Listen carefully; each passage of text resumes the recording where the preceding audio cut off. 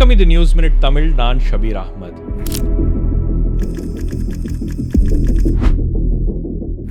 இரண்டாயிரத்தி 26 தேர்தல் தமிழகத்தில் ஒரு திருப்பு முனை அப்படின்னு சொல்லலாம். ஆங்கிலத்தில் சொல்ல போனோம்னா ஒரு வாட்டர் ஷெட் மூமெண்ட் அப்படின்வாங்க. 2 திராவிட கட்சிகளை வீழ்த்தி தமிழக வெற்றிக் கழகம் ஆட்சியை பிடித்திருக்கிறது. சி ஜோசப் விஜய் எனும் நான் இந்த அரசியல் மாற்றம் அப்படின்றது ஏதோ ஒரு போகிற போக்கில் நடந்த ஒரு விஷயமாகவும், சாதாரணமாக அதை கடந்து போகக்கூடிய ஒரு முயற்சி அப்படின்றத நம்ம தொடர்ந்து பார்க்குறோம். அவங்க தயவால தான் நம்ம ஆட்சி நடக்குதான். மக்கள் தயவால இந்த ஆட்சி நடந்துகிட்டு இருக்கு.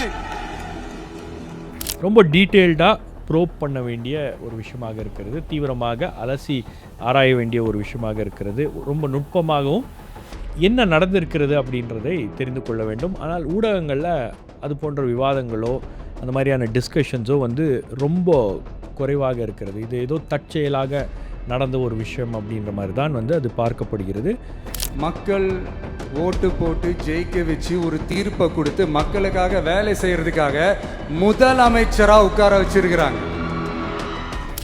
ஆங்கிலத்தில் சொல்ல போனோம்னா இட்ஸ் அ டெக்டானிக் ஷிஃப்ட் அப்படின்வாங்க. அடிப்படை மாற்றம் என்பது நடந்திருக்கிறது. முற்றிலுமாக ஒரு வேறு விதமான ஒரு அரசியல் மாற்றம் என்பது நடந்திருக்கிறது. இதை பற்றி தான் இந்த வீடியோவில் நம்ம மூத்த பத்திரிகையாளர் மணி சாரோட இதை டிஸ்கஸ் பண்ண போகிறோம். மணி சார் வணக்கம். வணக்கம் டு தி ஷோ. வணக்கம் சுபேர்.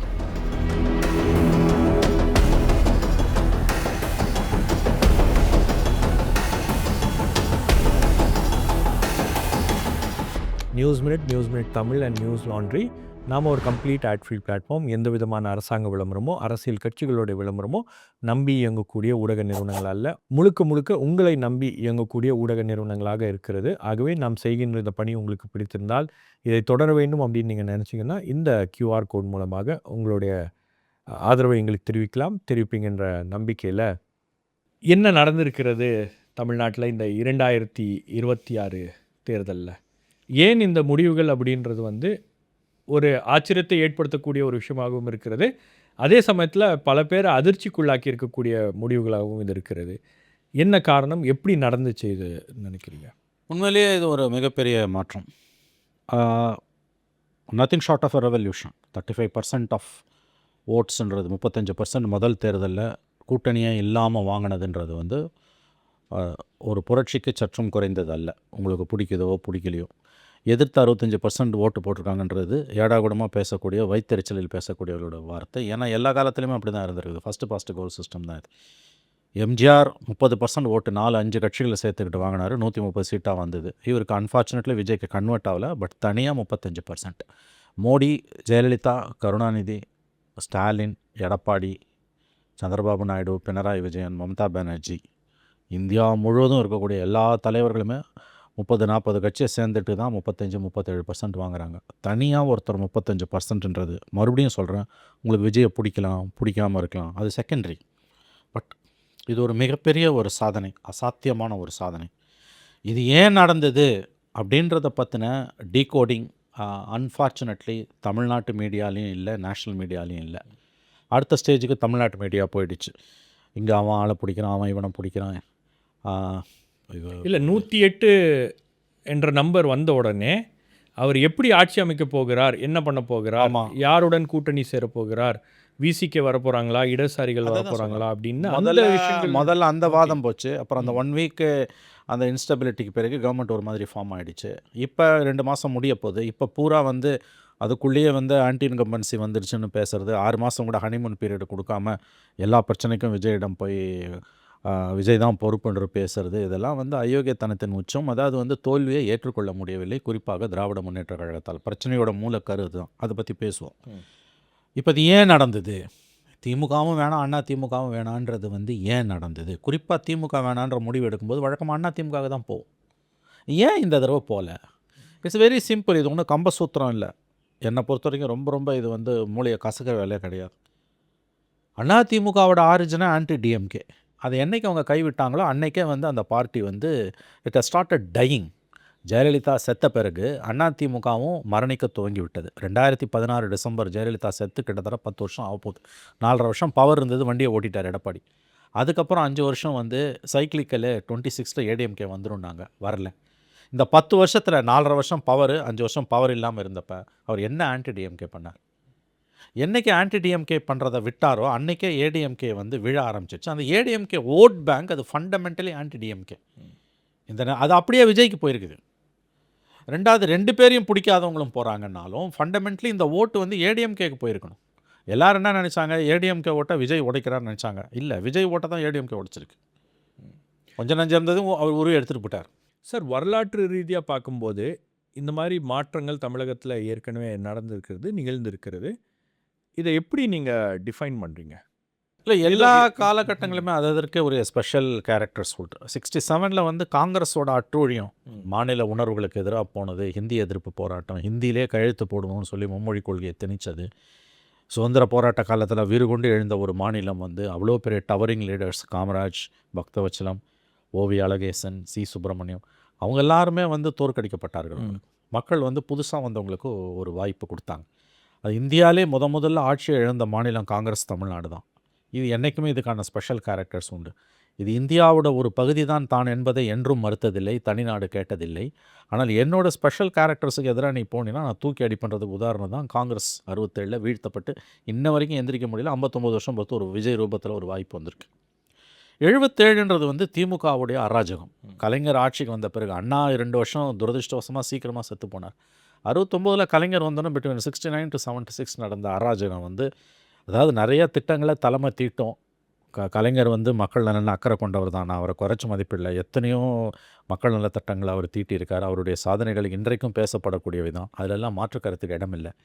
பட் அது கலைஞராக இருக்கட்டும், ஸ்டாலினாக இருக்கட்டும், யாராக இருந்தாலும் இருக்க சிக்கல் என்னென்னா, தலைமை வந்து எவ்வளவு தான் நல்ல விஷயங்களை டிவைஸ் பண்ணி ஸ்ட்ராட்டஜைஸ் பண்ணி மக்கள் மத்தியில் கொண்டு போனாலும் அதிகாரம் கையில் இருக்கும்போது கட்சிக்காரனோட அராஜகன்றது வந்து சொல்லி மாளாதது. 2வது குடும்ப அரசியல். 3வது அந்த குடும்ப அரசியலை கூச்ச நாச்சம் இல்லாமல், வெக்கமே இல்லாமல் நியாயப்படுத்தி பேசுறது. அது அந்த காலத்துக்கு பொருந்துச்சு, இன்றைக்கி இருக்க ஜென்ரேஷன் அதை ஏற்றுக்கல. ஸோ 77 வந்து கலைஞரோட தோல்விக்கு காரணம் ஒரு லோக்கலில் டிஎம்கேவோட கரப்ஷன், அராஜகம் அதெல்லாம் சேர்ந்தது. அதன் பிறகு உங்களுக்கு 77 எம்ஜிஆர் வராரு. 10 வருஷம் அவர் உயிரோடு இருக்க வரைக்கும் அவங்களால எந்திரிக்கவே முடியல. அவர் செத்து 1 வருஷம் பிரசிடென்ட் ரூல். அதுக்கப்புறம் ஜானகி ஜெயனின்னு பிரிஞ்சதால் இவர் வந்தார். எனவே 91க்கு பிறகு it's history cyclical. Every 5 years ஒரு தடவை மாறும். இவங்க வருவாங்க, அவங்க வருவாங்க. கடைசியாக ஜெயலலிதா ஒரு 10 இயர்ஸ் ஏடிஎம்கேவை உட்கார வச்சுட்டு போனாங்க. நான் இப்போ வந்தது 2016 ஜெயலலிதா டெத்து, 18 கலைஞர் டெத்துக்கு பிறகு இந்த ஜென்ரேஷன் மாறி இருக்குது. 2வது வந்து ஸ்டாலின் ஒரு எக்ஸ்பீரியன்ஸ்டு பாலிட்டிஷியன்றதில் எந்த சந்தேகமும் கிடையாது. Is one of the senior most politicians. எமர்ஜென்சியில் அடக்குமுறையை சந்தித்து சிறைக்கு போய் இன்றைக்கி உயிரோட ஆக்டிவாக இருக்க I think the only politician. Farooq அப்துல்லாலாம் கூட வந்து பேக் டோருக்கு போக ஆரம்பிச்சிட்டாங்க. பட் என்ன ப்ராப்ளம்னா வந்து துரதிருஷ்டவசமாக கலைஞரோட செரிஷ்மா வந்து அவருக்கு கிடையாது. ஸோ அவர் வந்து அந்த ஒரு ஜெயலலிதா, எம்ஜிஆர், கலைஞர்ன்ற அந்த மெட்டீரியல்ன்ற அந்த கேட்டகரி உள்ள அவர் நம்ம வைக்க முடியாது. கவர்னன்ஸில் சிலதெல்லாம் உண்மையிலே அவர் சாதிக்க பார்த்தாரு. பட் அன்ஃபார்ச்சுனேட்லி கரப்ஷனும், brutal corruption, massive corruption, inhuman corruption and இப்போ டைனாஸ்டிக் பாலிட்டிக்ஸ் பையனை கொண்டு வந்தது. அதை பற்றி நம்ம இங்கே பேசியிருக்கோம். உதயநிதி வந்தப்போ நான் இதே பாயிண்ட்டை சொன்னேன், இதுக்கான பலனை இவங்க எலெக்ஷனில் அனுபவிப்பாங்க. ஏன்னா அது வந்து கிராஜுவலாக வந்திருந்தனா கூட இவங்களோட டேமேஜ் குறைவாக இருந்திருக்கும். அவர் டெபுட்டி சிஎம் ஆக்கும்போது in fact he was very much hesitant under pressure from quarters, various quarters. எல்லாருக்கும் தெரியும் அது யாருன்னு. அதனால தான் அவர் உதயை கொண்டு வந்தார். இந்த படுதோல்விக்கு உதயை சீக்கிரமாக எலிவேட் பண்ணதும் ஒரு காரணம். இதை ஒருத்தனும் பேச மாட்டேன்றான், ஒரு டிபேட்டாக கூட இதை எடுக்க மாட்டேன்றான். இது ஏதோ பர்சனலாக உதயநிதி ஸ்டாலினோ இல்லை ஸ்டாலினுக்கு எதிராக நம்ம வைக்கிற விமர்சனம் கண்டிப்பாக கிடையாது. We have nothing against Udhayanidhi or Stalin or Kalaignar. பர்சனலாக எதுவுமே கிடையாது. இன்ஃபேக்ட் ஸ்டாலினோட கான்ட்ரிபியூஷன்ஸை நம்ம வந்து இன்றைக்கி வந்து குறைச்சி மதிப்பிடல. Is one of the towering leaders. Personally I have respect for him. நான் உண்மையிலேயே சொல்கிறேன். நான் அவருடைய உழைப்பெல்லாம் அந்த மாதிரியான ஒரு பாராட்டத்தக்க ஒரு உழைப்பு தான். ஒரு கன்சிஸ்டன்சி, ஒரு ஹார்ட் ஒர்க்கர் எல்லாம் கரெக்டு. அன்ஃபார்ச்சுனேட்லி 2001 and 2021-26 அவர் முதலமைச்சரான பிறகு the way in which he pushed his son, Udhayanidhi ஸ்டாலினை வந்து அவர் அவ்வளோ அக்ரெசிவாக புஷ் பண்ணியிருக்க தேவையில்லை. இந்த கவர்மெண்ட் வந்து தோற்று போனதுக்கு காரணம், விஜய்க்கு வந்து ஒரு ட்ராக்ஷன் கிடைச்சதுக்கான முக்கியமான காரணங்களில் ஒன்று, முத்துவேல் கருணாநிதி ஸ்டாலின் அவர்கள் துரதிர்ஷ்டவசமாக தன்னுடைய மகனை வந்து புஷ் பண்ணி கொண்டு வந்தது. நம்ம பேசியிருக்கோம். அதாவது கலைஞர் வந்து ஸ்டாலினை வந்து ஸ்டெப் பை ஸ்டெப்பு தான் கொண்டு வந்தார். 2006 and 11 வந்து முதல் 3 வருஷம் உள்ளாட்சித்துறை அமைச்சர், அதுக்கப்புறம் 2 வருஷம் டெபுட்டி சிஎம். அந்த 5 வருஷத்தில் ஸ்டாலினோட கலைஞர் இருக்க ஃபோட்டோஸ் பார்த்தீங்கன்னா ரேரஸ்ட் ஆஃப் ரேர் தான். அந்த ஐடென்டிஃபிகேஷனை தன்னை பண்ணிக்க மாட்டார். ஏன்னா Kalaignar being a very shrewd politician. இது வந்து மக்கள் மத்தியில் ஒரு அதிருப்தியை ஏற்படுத்தும். இந்த ஃபோட்டோ கூட கருணாநிதியும் ஸ்டாலினும் இருக்கிற ஃபோட்டோ விரல் விட்டு எண்ணிடலாம். அப்படி இருக்கிற ஃபோட்டோ கூட வந்து கும்பலில் கோயந்தாவாக தான் இருக்கும். அதாவது வந்து ஒரு 4-5 மந்திரிங்க இருப்பாங்க, ஒரு டெலிகேஷன் இருக்கும், அதில் ஸ்டாலின் நின்று இருப்பார், அந்த டெலிகேஷன் தேவில் காலான் கலைஞர் அதில் நிற்பார். அவர் இல்லைன்னா ஒரு ஒரு இந்த மாதிரி பொது வந்து பொது மேடையில் அவர் கூப்பிட்டு பேசுவார். இவர் பேசுவார், இவ்வளோதான். நீங்கள் வந்து ஒரு நாளைக்கு குறைஞ்சது ஒரு நிகழ்ச்சியிலாவது மகனோட நீங்களும் உங்கள் மகனும் நிற்கிறீங்க. இது என்ன செய்தியை கீழே கொடுக்கும்? அது இந்த தலைமுறைக்கு அது என்ன செய்தியை கொடுக்கும்? ஓகே, நம்ம அந்த விஷயங்களை பேசுகிறதுக்கு முன்னாடி கொஞ்சம் நம்ம வந்து ஹிஸ்டாரிக்கலாக இதை அனலைஸ் பண்ணலாம். ஒரு புது பார்ட்டி 2.5 வருஷம் ஆரம்பித்து அவங்க வந்து ஆட்சியை பிடிச்சிருக்காங்க. இந்த ஃபினாமினன் வந்து ரொம்ப சாதாரண என்டி விஷயம். ராமாராவ் பண்ணார் 83ல். பட் அது வேறு சர்க்கம்ஸ்டன்சஸ் இருந்தது. Congress was down and under, அப்போசிஷனே இல்லை அங்கே. Anjaiah chief minister Anjaiah though being a Dalit, அவர் he started pulling down the party. Corruption, massive corruption அங்கே வந்தது வேறு. இது என்னால் நான் இன்னமும் சொல்கிறேன், இது ரொம்ப சீரியஸ் டீகோடிங், காய்தல் உரத்தல் இல்லாமல் அதை செய்யறதுக்கு தமிழ்நாட்டில் இன்றைக்கி நேஷ்னல் லெவல்லே எனக்கு தெரியல, இல்லை தமிழ்நாட்டிலையும் தெரியல யாராவது இருக்காங்களான்னு. நம்மளால் முடியாது. ஏன்னா it need some other expertise. Socio economic background தெரியணும், ஹியூமன் சைக்காலஜி தெரியணும். ஏன் இது நடந்தது? 35% வந்து அன்பிலீவபிள். திமுக வந்து எனக்கு தெரிஞ்ச 6 மாதம் இல்லை ஹனிமூன் பீரியட், 1 வருஷம் திமுக வாய் தொடக்கூடாது. ஏன்னா இது ஒரு மிகப்பெரிய ஒரு பாதிப்பை ஏற்படுத்து. Forever you are going to suffer. இந்த மாற்றம் நாளைக்கு விஜய் கவர்மெண்ட்டுக்கு கவுந்தா கூட நீங்கள் வரமாட்டீங்க. இந்த மாற்றத்தை நீங்கள் ரொம்ப சாதாரணமாக எடுத்துக்கிறீங்க. திரும்பவும் சொல்கிறேன், நான் திமுக மேலே இருக்க எந்த காழ்ப்புணர்ச்சி, ஸ்டாலின் மேலே எந்த காழ்ப்புணர்ச்சி எதுவுமே எனக்கு சத்தியமாக கிடையாது. But what has happened is nothing short of revolution. 35% ஒரு மனுஷனால் எப்படிங்க வாங்க முடியுது? கேண்டிடேட்டே யாருன்னு தெரியலங்க. இன்னும் சில இடங்களில் கேண்டிடேட்டு காசு வாங்கிட்டு படுத்துட்டான் 2 பேர்கிட்டையும். ஒப்பனாகவே பேசுவோம். சில கோடிகளை தாவேக்காவோட சில கேண்டிடேட்ஸ் அதிமுக கேண்டிடேட்கிட்டையும் திமுக கேண்டிடேட்கிட்டையும் வாங்கிட்டு படுத்துட்டான். அவன் ஜெயிச்சிட்டான். இதெல்லாம் வரலாறு காணாத நிகழ்வு. எப்படி இது நடந்தது? இல்லை, இப்போது ஏஆர் வெங்கடாச்சலபதி ஹிஸ்டாரியன், ஆமாம், தமிழ் கேரக்டர்ஸ்னு ஒரு புக் எழுதியிருக்காரு. அந்த புக்கில் வந்து அவர் சொல்கிறது, Tamil Nadu poses a challenge to common sense அப்படின்வார். அதாவது பொது அறிவுக்கு ஒரு சேலஞ்சை ஏற்படுத்தக்கூடிய ஒரு மாநிலம் தான் தமிழ்நாடு. நீங்கள் வந்து இங்கே இருக்கக்கூடிய காம்ப்ளெக்சிட்டிஸ், இங்கே இருக்கக்கூடிய பல்வேறு விதமான விஷயங்கள், கல்ச்சர், ட்ரெடிஷன் எல்லாமே வந்து வேறு மாநிலத்தவர்களை வந்து அது வந்து ஆச்சரியப்படுத்தி இருக்கிறது. தமிழ்நாட்டை புரிஞ்சிக்க முடியல அப்படின்றாங்க. அப்போ புரிஞ்சிக்க முடியாத ஒரு மாநிலத்தில் ரொம்ப புரியாத அளவுக்கு ஒரு அரசியல் மாற்றம் நிகழ்ந்திருக்கிறது. அதுவும் 2 திராவிட கட்சிகளுடைய அந்த வீச்சை வந்து அது உடைச்சிருக்கு அப்படின்னும் போது அதை எப்படி? அதுதாங்க நான் வந்து ஃபுல்லாக அவரோட கருத்தை, AR Venkatachalapathy is one of the respected personalities from Tamil Nadu. Is an historian, a good journalist, நிறையா எழுதியிருக்கார். அவர் வந்து இஸ் அ குட் எஜுகேட்டர், அதெல்லாம் எந்த சந்தேகமும் இல்லை. I have a great respect for Venkatachalapathy. But அவர் இந்த சென்டென்ஸை வந்து I am taking it with a pinch of salt. Common சென்ஸுக்கு வந்து தமிழ்நாடு சவாலாக இருக்குன்னா அவர் மக்களை ஏதோ ஒரு விதத்தில் குறைச்சி மதிப்பிடுறாரு. அப்படி இல்லை சார், அந்த மாதிரி கிடையாது. People are always correct. Karunanidhi வேணான்னு எம்ஜிஆருக்கு ஓட்டு போட்டான்னா மக்கள் என்ன முட்டாளா?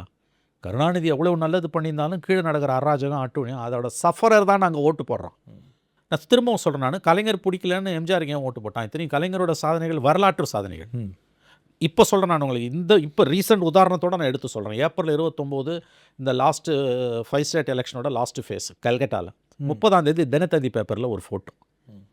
People are queuing up, middle class people, பார்த்தாலே தெரியுது. அவங்களோட பாடி, அவங்களோட ட்ரெஸ்ஸிங் சென்ஸ் எல்லாத்தையும் பார்த்தாலே தெரியுது. ஒருத்தன் கைரிக்ஷா வச்சு 2 பேரை இழுத்துட்டு போகிறான். தட் வாஸ் உங்களுக்கு தெரியும். அதாவது வந்து ஒரு 1000 வேர்ட்ஸில் நீங்கள் ஒரு கட்டுரை எழுதுறதை விட நீங்கள் வந்து ஒரு ஃபோட்டோ அல்லது வந்து ஒரு 10 செகண்ட் விஷுவல் வந்து இட் ஸ்பீக்ஸ் வால்யூம்ஸ்.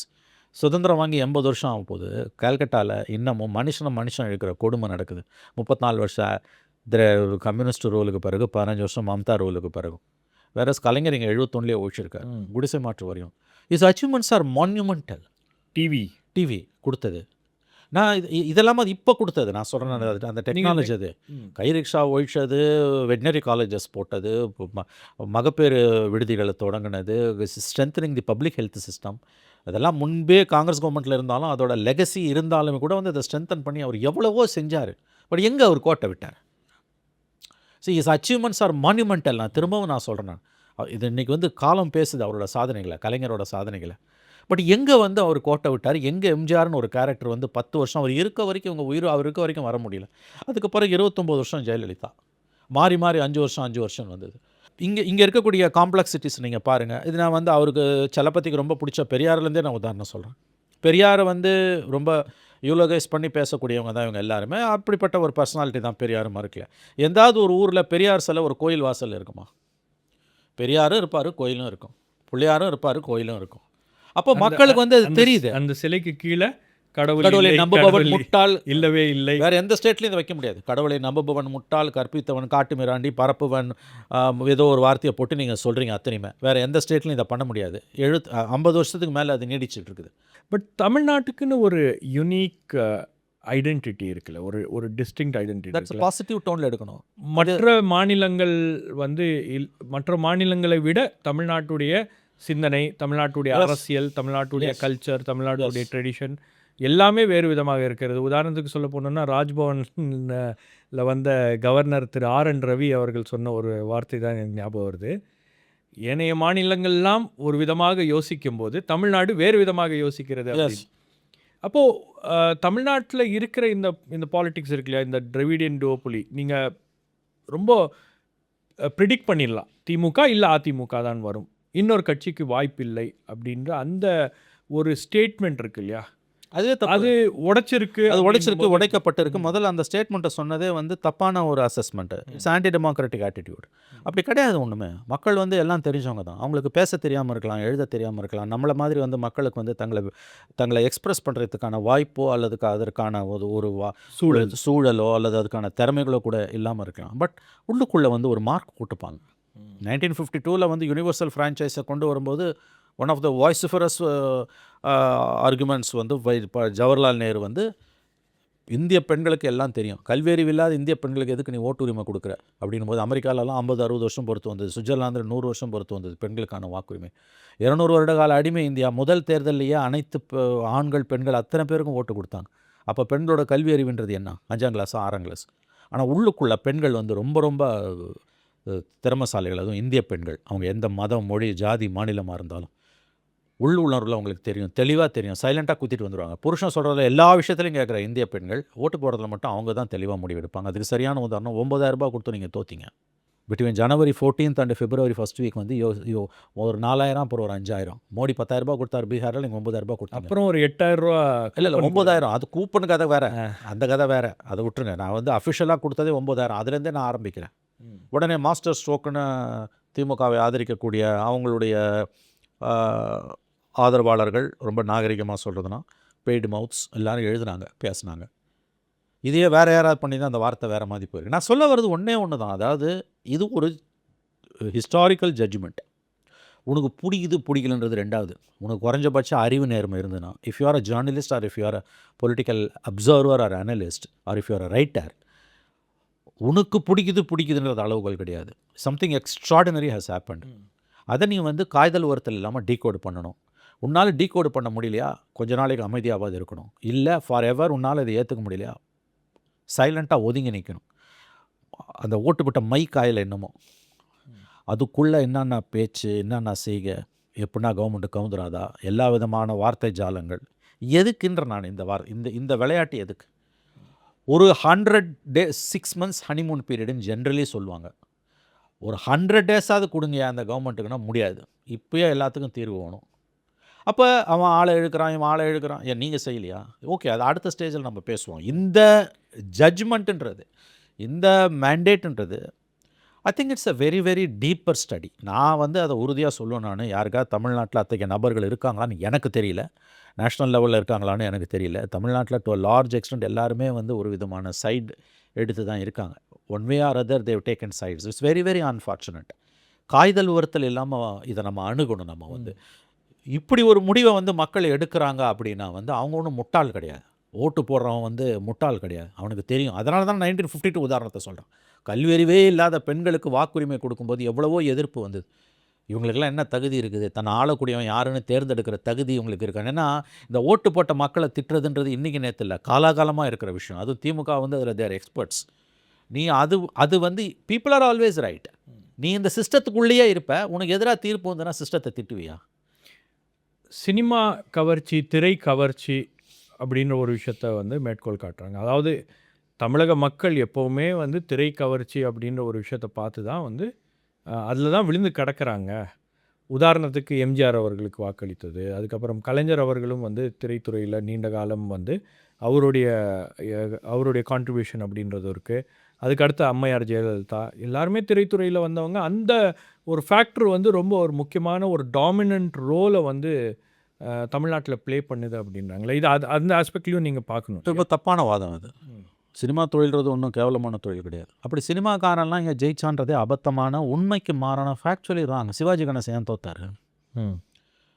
1989 எலெக்ஷன் நீங்கள் பார்த்துருக்க மாட்டீங்க, பிறந்தீங்களான்னு தெரியாது. 99ல் பிறந்துட்டீங்க. 89ல் சிவாஜிக்கு வராத கூட்டம் கிடையாது. சிவாஜிக்கு வராத கூட்டமே கிடையாது. எம்ஜிஆர் செத்து ஜானகி அம்மாவோட, எம்ஜிஆரோட அஃபிஷியல் ஒய்ஃபோட போய் ஒரு அலையன்ஸ் வைக்கிறார். 50 சீட்டு அவரே தோத்தார். 49 பேர் டெபாசிட் காலி, அவருக்கு மட்டும் டெபாசிட். ஜானகி அம்மா தோத்தாங்க. பிஹெச் பாண்டே மட்டும்தான் ஜெயிச்சார். சிவாஜிக்கு வராத கூட்டமா? டேக் கமலஹாசன், என்ன வந்தது? எல்லா சினிமாக்காரனும் ஜெயிக்கல. விஜயை வந்து சினிமாக்காரன்ற அந்த ஒரு ஃப்ரேம் ஒர்க்குள்ளே அடக்கிறது வந்து அஃப்கோர்ஸ் அவரோட ஆரிஜின் அதெல்லாம் கரெக்டு. அவரோட ஒரு படத்தை கூட பார்க்காதவன் ஓட்டு போட்டேன்றான். இந்த ஃபினாமினாவை சிவாஜிக்கிட்டேயோ கமல்கிட்டேயோ நான் கேட்டதில்லை. எனக்கு ஒன்றும் விஜய் பிடிக்காது. இதில் சினிமாவில் அவர் படங்கள்லாம் இன்னும் பெருசாக நான் ரசித்து பார்த்ததில்ல. 1 or 2 மூவிஸ் ஓரளவு பார்த்துருக்கேன். கில்லி படம் பார்த்துருக்கீங்களா? என் பையன் பார்ப்பான். சின்ன வயசில் அதை காமிச்சு தான் என் ஒய்ஃப் சோறு ஊட்டுவான். ஆமாம், கில்லி படத்தை. அதில் அப்போ வேறு வழி இல்லாமல் ஒரு 100 தடவை அந்த படம் வீட்டில் டிவியில் ஓடி இருக்கும். கரெக்டு. அப்போ அது வந்து அப்பப்போ பார்த்து நானே ஒவ்வொரு சீனும் சொல்கிற லெவலுக்கு வந்துட்டேன்னு வச்சுக்கோங்க. அது வந்து not by choice, under compulsion. இப்போ நான் எதுக்கு உங்களுக்கு சொல்ல வரேன்னா, விஜயோட சினிமா ஒன்றும் எனக்கு பிடிக்காது. As an actor I don't have any liking for him. As a politician எனக்கு அந்த ஒப்பீனியனுமே எனக்கு இல்லை. To be frank with you, neither I hate him nor I like him. But it's a phenomena. நான் ஆச்சரியமாக அதை பார்க்குறேன். And since people have voted him, I just wanted to give him some time. குறைஞ்சது 6 மாதமாக time கொடுங்க. let us wait and see how he performs. அவர் என்ன பண்ணுறாருன்னு பார்ப்போம். அதுக்கு பிறகு நம்ம ஜட்ஜ்மெண்ட் பாஸ் பண்ணும். இப்போ வந்து கீப் குவைட். அது வெறும் சினிமாக்காரன்ற அளவுகோலுக்குள்ளே விஜய் அடக்க முடியாது. அதான் நான் சொல்கிறேன். என்கிட்ட ஒரு 3-4 பேர் சொன்னாங்க, நான் படம் எதுவுமே பார்த்ததில்ல, well vote for him, let him come. இவங்க 2 பேர் மேலே இருக்க கற்பனை பண்ண முடியாத கோபம், அசூய, வெறுப்பு அங்கே போய் விழுந்திருக்கு. அதை சொல்கிறது கூட நீங்கள் ஒரு பத்திரிக்காரனுக்கு தைரியம் கிடையாது. திமுக மேலே இருக்க வார்த்தைகளால் சொல்ல முடியாத ஒரு கோபமோ அவலமோ இன்றைக்கி இருக்குது. அது 5 வருஷம் ஆட்சியில் ஒரு சைடை மட்டும்தான் நீங்கள் காமிச்சிங்க. அத்தனை பேரும் போட்டி போட்டுக்கிட்டு வந்து சப்போர்ட் பண்ணி தான் பேசினானே ஒழிய கிரிட்டிக்கல் அனாலிசிஸ்க்கு ஒருத்தம் கூட இல்லை. டு மேஜர் எக்ஸ்டென்ட் இல்லை. அனாலிஸ்ட்டுங்க இல்லை. ஒரு ஆட்சியில் தேனும் பாலும் ஓடுமா? நல்லதும் நடக்கும், கெட்டதும் நடக்கும். அப்போ ஒரு கொரியோகிராஃப்டு அனாலிசிஸை தான் நம்ம கண்ணு முன்னாடி இங்கே பார்த்தோம். And they controlled narrative like anything.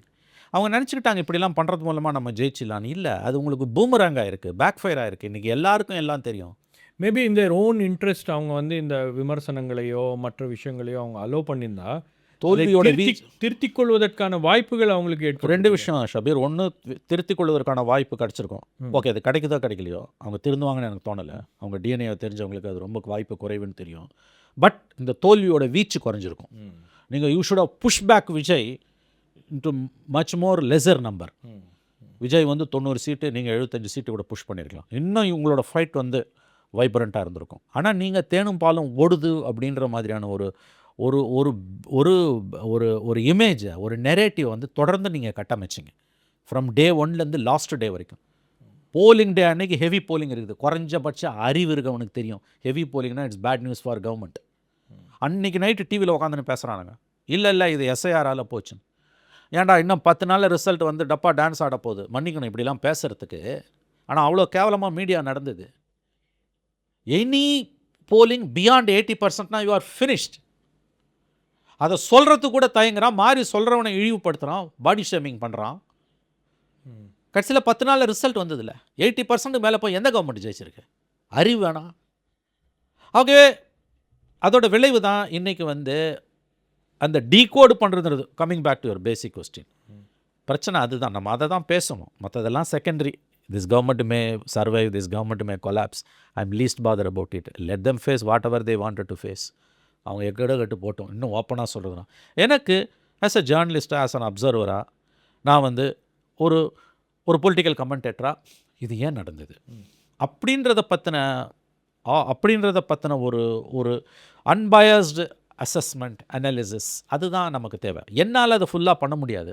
என்னால் சில பேராமீட்டர்ஸை சொல்ல முடியும். நம்ம அதற்கான முயற்சிகளை பண்ணலாம். அதாவது ஒரு ஒரு பாப்புலிஸ்ட் ஃபிகர், ஒரு சில்வர் ஸ்க்ரீனில் வந்து ஒரு ஹீரோ பர்சனாக இருக்கக்கூடிய ஒரு நபர் அரசியலில் வராரு அப்படின்னும்போது இதுதான் நமக்கு கிடைத்திருக்கக்கூடிய வாய்ப்பு அப்படின்றத மக்கள் வந்து அதை பயன்படுத்திக்கிட்டாங்க அப்படின்றது ஒன்று இருக்குது. நம்ம அதை எம்ஜிஆருடைய கேஸில் பார்த்துருக்கோம், என்டிஆருடைய கேஸ்லையும் அதான் பார்த்தோம். என்டிஆர் வந்து ஹீ சேலஞ்ச் காங்கிரஸ். எஸ், நீங்கள் இந்திரா காந்தி அவர்கள் வந்து அங்கே தேர்தல் பிரச்சாரம் பண்ணும்போது அந்த மக்கள் மத்தியில் ஒரு உணர்ச்சியே இல்லை. அவங்கள பார்க்கும்போது அந்த கையை அசைக்கிறது, டெல்லி லீடர்ஸை பார்க்கும்போது உற்சாகமாக இந்திரா காந்தி மேலே அப்படி ஒரு லவ் அண்ட் அஃபெக்ஷன் இருக்கும். அதுவும் ஆந்திராலே அது இல்லை அப்படின்னும் போது அவங்க வந்து பிரச்சாரம் பண்ணிவிட்டு ஃப்ளைட் ஏறும்போது ஒரு காங்கிரஸ் தலைவர் போகிறாரு, நிச்சயமாக நம்ம ஜெயிச்சிருவோம் மேடம், வி வில் வின் அப்படின்னொடனே இந்திரா காந்தி சொன்ன வார்த்தை வந்து ஐ டோன்ட் திங்க் ஸோ, அதுக்கான வாய்ப்புகள் எனக்கு தெரியல அப்படின்னாங்க. அந்த இன்ஸ்டிங்ஸ் வந்து பாலிட்டிஷியன்ஸ்க்கு இருக்கும். அப்போது மக்களை வந்து குறைச்சி மதிப்பிட்டாங்களா, அல்லது மக்களை டேக்கன் ஃபார் கிராண்டட்னு எடுத்துக்கிட்டாங்களா, அல்லது இந்த விஷயத்தை வந்து பத்திரிகையாளர்களுக்கு தெரியறதுக்கு முன்னாடி அரசியல்வாதிகளுக்கு கீழே இருக்கக்கூடியவங்களுக்கு அந்த உணர்வுகள் இருந்திருக்கும் இல்லையா? அது கூட வந்து இல்லை, நான் இருக்குமா? வாட் ஐ வாஸ் டோல்ட், எனக்கு வந்து நம்ப தகுந்த இடத்துலேருந்து வந்தது, எனக்கு சோர்சஸ்லாம் ரொம்ப கம்மி. ஸ்டாலின் அவர்கள் ஏப்ரல் 23 காலையில் 10:30 மணிக்கு வாக்குச்சாவடிகள் வெளியில் கூடியிருந்த மக்களை பார்த்தவுடன் அந்த க்ரௌடை பார்த்துட்டு he was disappointed. அவருக்கு தெரிஞ்சிடுச்சு. ஒரு விஷயம் நான் ரொம்ப பாராட்ட வேண்டியது ஸ்டாலின் அவர்களை பொறுத்த வரைக்கும், இஸ் அ பார்ன் பொலிட்டிஷியன். ஆங்கிலத்தில் சொன்னால் இஸ் அ பொலிட்டிக்கல் அனிமல். அவர் வந்து இன்ட்யூட்டிவாக அவருக்கு சில விஷயங்கள் தெரியும். அவருக்கு வந்து உங்களுக்கும் நல்லா தெரியும், நான் நிறைய நீங்களும் இன்ட்ராக்ட் பண்ணியிருக்கீங்க ஸ்டாலின் அவர்களோட. அன்றைக்கி காலையில் 10:30 மணிக்கு வாஸ் கம்ப்ளீட்லி மூட் அவுட். அவருக்கு தெரிஞ்சிச்சு இவ்வளோ க்ரௌட்ஸ் வரக்கூடாது. ஷ்ரூடு பாலிட்டிஷியன் கலைஞரோ ஸ்டாலினோ அவங்களுக்கு நல்லா தெரியும், when you are in power இருக்கும்போது இவ்வளோ பேர் வந்து அலையாக வந்து ஓட்டு போடுறான்னா உலகத்தில் இந்தியாவில் சத்தியமாக இருக்கிற ரூலர்ஸ் தொடரணுன்ட்டு எவனும் வந்து காலைல எந்திரிச்சு குளிச்சுட்டு பல்லு கூட தேய்க்காமல் அல்லது சாமி கும்பிடாமல் வந்துலாம் க்யூவில் நின்று முண்டி அடிச்சுட்டு வந்தாலும் எவளும் ஓட்டு போட மாட்டாங்க. This is system, please understand. So அந்த க்ரௌட்ஸு, அந்த எந்தூசியாசம், அந்த body language of the people, அவர் காலையில் 10:30 மணிக்கு அவர் வந்து அவருக்கு தெரிஞ்சிடுச்சுன்றாங்க. That's what I was told from reliable sources. I have very couple of reliable sources. அவங்க எனக்கு சொன்னது தலைவருக்கு தெரியும் சார், அன்றைக்கி காலையிலேயே அவருக்கு தெரிஞ்சிடுச்சு. அப்படி அவர் மானிட்டர் பண்ணார். 10:30 மணிக்கு நான் சொல்கிறது வந்து இந்த huge crowds in front of the booths இருக்கு இல்லையா, அது வந்து வாக்குச்சாவடி வாசலில் குழுமி இருந்த மக்களை பார்த்த உடனேயே முத்துவேல் கருணாநிதி முதலமைச்சர் ஸ்டாலின் அவர்களுக்கு தெரிஞ்சிடுச்சு, இது something wrong, maybe I am on my way out. அது அவருக்கு தெரிஞ்சிடுச்சு. அவருக்கு அந்த இன்ட்யூஷன் ஜாஸ்தி. எனக்கு தெரிஞ்ச வரைக்கும் நான் ஆஸ் அ பாலிட்டிஷியன் அவருக்கு is an out a politician. அவருக்கு தெரிஞ்சிடுச்சு அது வந்து. சி, வெரி அன்ஃபார்ச்சுனேட் திங், இன்றைக்கி இப்போ இந்த கேள்வியை கலைஞர் இருக்காருன்னு வச்சுக்கோங்களேன், இப்படி ஒரு சம்பவம் அவர் இருக்கும்போது நடந்திருக்கு, கற்பனையாக வச்சுக்கோங்க. After Jayalalithaa Kalaignar is alive and Edappadi இருக்கார், கலைஞர் இருக்கார், in place of Stalin Kalaignar இருக்கார், விஜய் மாதிரி ஒரு புது ஃபினாமினா வந்து வீழ்த்துதுன்னா I can open a dialogue with Kalaignar. இப்படி உட்காந்து அவர்கிட்ட நான் பேசுவேன், சண்டை கூட போடுவேன், அவர் என்னை திட்டுவார், பட் காது கொடுத்து கேட்பார். அன்ஃபார்ச்சுனேட்லி இன்றைக்கி இருக்க டிஎம்கே லீடர்ஷிப்போட அந்த டைலாக்கான பாசிபிலிட்டியே இல்லை, விச் இஸ் வெரி சேட். நான் இன்னொரு பாயிண்ட் இங்கே பதிவு பண்ண விரும்புகிறேன். DMK weakening is not good for the ஸ்டேட்னு எனக்கு தோணுது. அதாவது to beyond a point there out is a good opposition, a powerful opposition is good for the state. எடப்பாடியோட அந்த 4 வருஷ ஆட்சியில் அக்ரஸிவ் அப்போசிஷனாக ஸ்டாலின் இருந்ததால் தான் பல விஷயங்கள் நமக்கு வெளியில் வந்தது. துரதிருஷ்டவசமாக ஸ்டாலினோட ஆட்சியில் அப்படி எந்த விதமான அப்போசிஷனுமே இல்லை. இன்ஃபேக்ட் ஸ்டாலினோட தோல்விகளுக்கான முக்கியமான காரணங்களில் ஒன்று குட் அப்போசிஷன் இல்லாதது. இந்த ஓட்டு எடப்பாடிக்கு போயிருக்க வேண்டிய ஓட்டு சைக்கிளிக்கலாக இருந்திருக்கும். அது கம்ப்ளீட்டாக புதுசாக ஒரு பிளேயருக்கு போகுதுன்னா நல்லா ஞாபகம் வச்சுக்கோங்க, அதிருப்தி இருக்கும். நீங்கள் நினச்சிக்கிறீங்க அதிருப்தி இல்லை, அப்போசிஷன் இல்லை, கண்ணு கட்டின தூரம் வரை எதிரிகளே இல்லைன்னு. தப்பு. அது ஏதாவது ஒரு ரூபத்தில் வெளியில் வரும். விஜய் இல்லைன்னா வேறு ரூபத்தில் அது வந்திருக்கும். யாருக்கும் இன்னமும் மெஜாரிட்டி இல்லாமல் இன்னும் ஃப்ராக்சர்டாக போயிருக்கும், அல்லது NDA would have swept the polls. ஆகவே இது கம்மிங் பேக் டு ஒரு பேசிக் கொஸ்டின், இது ஏன் நடந்தது? இதை டிஎம்கே ஆராய்வாங்களான்னு எனக்கு தெரியல. மேபி கலைஞர் உயிரோடு இருந்திருந்தால் ஒரு சின்ன விண்டோ ஓப்பனாக இருந்திருக்கும், வெளியில் தெரியாமல் கூட வந்து அதுக்கான ஒரு பாசிபிலிட்டிஸை செட் ஆஃப் இன்டலெக்சுவல்ஸ் அவரை எப்பயுமே சப்போர்ட் பண்ணக்கூடியவங்க பொலிட்டிக்கல் அப்சர்வர்ஸை வச்சு இதை டீகோடு பண்ணுங்கன்னு சொல்லி அந்த ரிப்போர்ட்ஸை தன்னளவில் கூட தனக்கு யாருக்கும் தெரியாமல் தன்னளவில் கூட அவர் வாங்கி வச்சுப்பார். அதெல்லாம் உண்டு அவர்கிட்ட. It was a very towering personality. But இப்போ இருக்க லீடர்ஷிப் கிட்ட அதை நம்ம எடுக்க முடியாது. That is one of the curse of our times. நம் காலகட்டத்தின் சாபம் அது. சரி, அவங்க பண்ணுறாங்க பண்ணலன்றது வேறு, அது அவங்க தலையெழுத்து. நம்ம media, I can only talk about media, அதை டீகோட் பண்ணவே இல்லையா? இப்போ கவுந்துருன்றான். சரி, கவுந்துடுறான்ப்பா, நாளைக்கே கவுந்துரு. இந்த மாதிரி கவர்மெண்ட் எப்போனா கவரலாம், ஐ டூ அக்ரி. ஏதோ some unforced developments, unchecked developments, உங்களுக்கு situation spiraling out of control, நீங்கள் கவுந்துருது கவர்மெண்ட்டு. அடுத்து என்ன? திமுக வருமா? சத்தியமாக வராது. ஃபுல் 5 years நீ பவர் இல்லாமல் மறுபடியும் வரமாட்டேன். The people's psychology for the past 54 years, 71 நீங்கள் ஜெயிச்சதுக்கு பிறகு பேக் டு பேக் கவர்மெண்ட் வந்ததே கிடையாது. 89 ரெட்டையில் இல்லாததால் வந்தீங்க, அது கூட பேக் டு பேக் கவர்மெண்ட் கிடையாது. அப்போ பேக் டு பேக் கவர்மெண்ட் நீங்கள் வந்ததே இல்லை 54 வருஷத்துலனா, பீப்புள் சைக்காலஜி சச், அதாவது மக்கள் உளவியல் என்பது தமிழகத்தை பொறுத்தவரைக்கும் ஒரு ஃபுல் 5 years நீங்கள் பவர் இல்லாமல் இருந்தீங்கன்னா அடுத்த வருஷம் உங்களுக்கு வாய்ப்பு கொடுப்பாங்க. நீ நடுப்புற போய் நோன்ன கவுத்து விட்டினா இப்போ இருக்கிறதும் போயிடும்.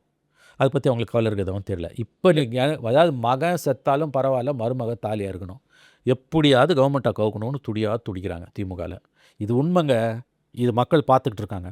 இந்த கவர்மெண்ட் தோக்கலாம், ஃபெயிலியர் ஆகலாம், நாளைக்கே கவர்மெண்ட்டு கவுந்துட்டு போகலாம், அதை பற்றி எனக்கு தெரியாது. But what is the alternative? அடுத்து யார் வரப்போகிறா? நீங்கள் என்ன நடந்தது, இந்த தோல்விக்கான காரணங்களை ஆராயத்துக்கு. இன்னொன்று, அவர் ஒரு தப்பு பண்ணுறாரு, பெரிய தப்பு பண்ணுறாரு ஸ்டாலின். தோல்விக்கான காரணங்களை ஆராயத்துக்கு உடனே ஒரு குழு, உடனே அந்த குழு 30 நாள் அறிக்கை, 10 ட்ராலியில் வச்சு ரிப்போர்ட்டை தள்ளின்னு வரோம். இப்படி கிடையாது சார். முதல்ல அந்த மாதிரி குழு அமைக்கிறதுக்கு முன்னால் 2 மாதமாவது ரிசல்ட் எல்லாம் வந்து ஆற போடுவாங்க. அதுக்கு பிறகு ஆறாமரை தான் ஒரு குழுவை போடுவாங்க. அது மினிமம் 3 to 4 months எடுத்துக்கும். ஒவ்வொரு தடவை தோக்கும்போதும் காங்கிரஸில் குழு போடுவாங்க. ஏகே ஆண்டனி தலைமையில் கடைசியாக ஒரு குழு போட்டாங்க. எப்போ தோற்று 2 மாதம் பொறுத்து போட்டான். That committee took 4 months to submit its report.